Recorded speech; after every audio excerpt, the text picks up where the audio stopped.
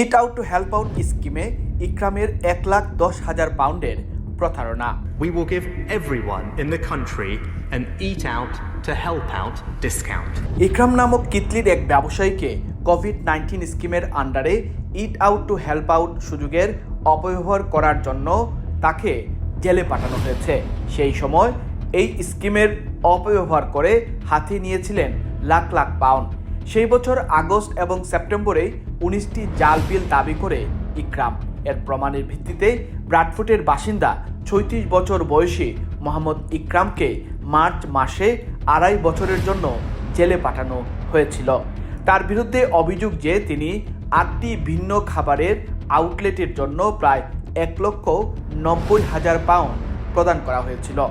Bradford crown কোর্টে recorder Tahir খান কেসি ইকরামকে আগামী 3 মাসের মধ্যে প্রায় 1,10,000 পাউন্ড ফেরত দিতে বলেছেন।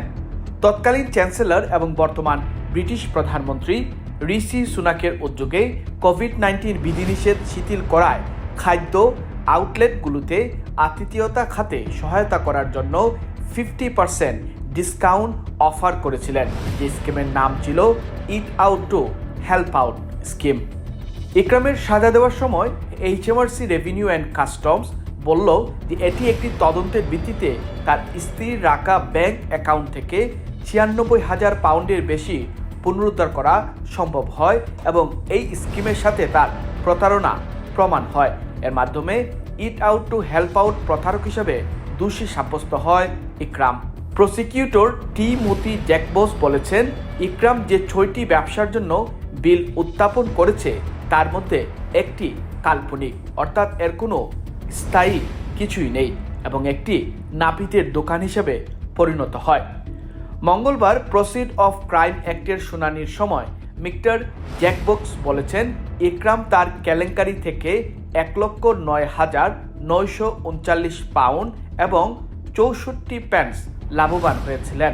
তার কাছে 86,000 পাউন্ডের সম্পদ ছিল, যার মধ্যে কিতলির একটি সম্পত্তিতে 50% ইকুইটি শেয়ার এবং 60,000-এর একটি মোট সম্পদ ছিল। বিচারক খান বললেন, তিনি ইকরামের বিরুদ্ধে মোট অর্জিত অর্থের জন্য একটি বাজেয়াপ্ত আদেশ দিচ্ছেন এবং সময়মতো অর্থ পরিশোধ না করলে তাকে আরও 12 মাসের কারাদণ্ড ভোগ করতে হবে। ইট আউট টু হেল্প আউট স্কিমে যারাই প্রতারণা করেছেন তাদেরকে এই ইকরামের এই সাজার মাধ্যমে একটি সতর্ক সংকেত দেওয়া হলো মাত্র। ইট out to help out scheme নিয়ে HMRC এখন খুবই অ্যাক্টিভ এবং এ নিয়ে তারা তদন্ত চালু রেখেছে।